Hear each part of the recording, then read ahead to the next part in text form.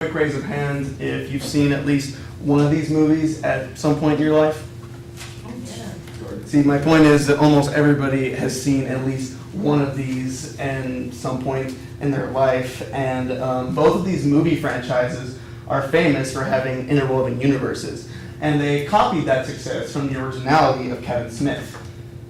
I first fell in love with the movies I'll be talking about today when I first discovered how connected they were whenever I was watching the movie Chasing Amy, where Ben Affleck's character Holden asks our two central characters, Jay and Silent Bob, y'all been hanging out at the mall again? Which is referring to an earlier film called Mallrats. The View Askewniverse has little peppered references and events that all happen within the same universe. And today we won't be talking about the universe itself, but instead the movies that are inside of it and the two central main characters, Jay and Silent Bob, and their journey through the universe's origins, the continuations, and the spin-offs, being the central glue that holds the entire universe together, telling one cohesive story. Kevin Smith created the View Askewniverse when he made his first movie, Clerks, in 1994, starting off the origins of this entire timeline of films. After Clerks, he made the movie Mallrats, referenced before. But Mallrats in the timeline actually takes place before Clerks, being the only prequel in the entire movie lineup.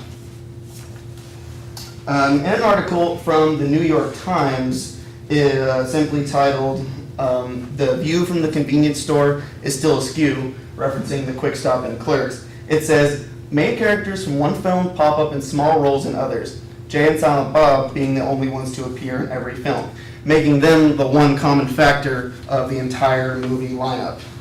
In Mallrats, the two help the main characters, T.S. and Brody, win back their girlfriends before they're able to go back home to their jobs in Clerks as salesmen of an illicit product. The next section is where these two characters shine the brightest, because these next two movies were planned continuations from the very beginning. The third flick is called Chasing Amy, and it was made in 1997 and is my personal favorite out of all of them, which is ironic because Jay and Silent Bob are by far my favorite characters, yet they have the least to do with this story compared to any of the other movies. They go and meet up with the character Holden I mentioned previously to collect their earnings based off legally using their likeness rights in a comic book line that he's making, where Jay tells Holden that the reason they're going back to the Quick Stop is simply for business, yo, which is where they intended to go at the start of Jay and Silent Bob Strike Back. But before they were able to do that, they were literally destined to help the girl Serendipity defeat two archangels from destroying God and the entire universe as we know it in the movie Dogma, made in 1999. But next up is the more disliked part of this movie franchise, which has spin-offs and direct sequels that some critics called unoriginal. But regardless of their opinion, I still love these movies. Even though the Jay and Silent Bob were sidekicks in Dogma, they were still prominently throughout most of the film, but they were long overdue for their own movie in Jay and Silent Bob Strike Back, made in 2001. And in this movie, we finally get to see how they met for the first time, and then in current time, they save an orangutan and get a movie made based off their comic book likenesses I mentioned previously.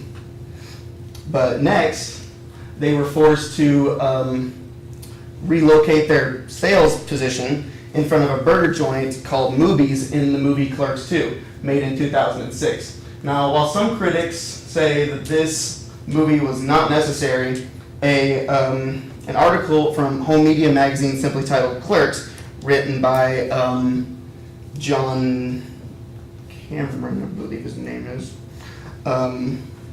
said that without this movie, we wouldn't be able to see the continuing story and more movies being made today. Next is Jay and Silent Bob's Super Groovy cartoon movie, which came out in 2013, where the duo used the money that they got from the movie that was made about them in Jay and Silent Bob Strike Back to win the lottery and receive even more money and actually become the superheroes made about their comic book identities. But in the process, they accidentally create an army of supervillains that they have to fight off. Jay and Silent Bob are huge pop culture icons. And the fact that they've been through 19 years of different adventures and characters and friends, I'd say that they've earned their spot. But even though they've been through all that, they're not done yet.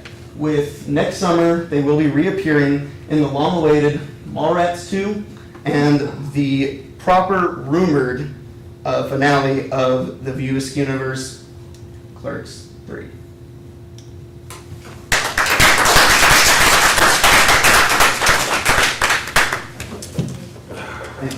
Jay and Silent Bob seems to not age over the last 20 years. It'll be exactly.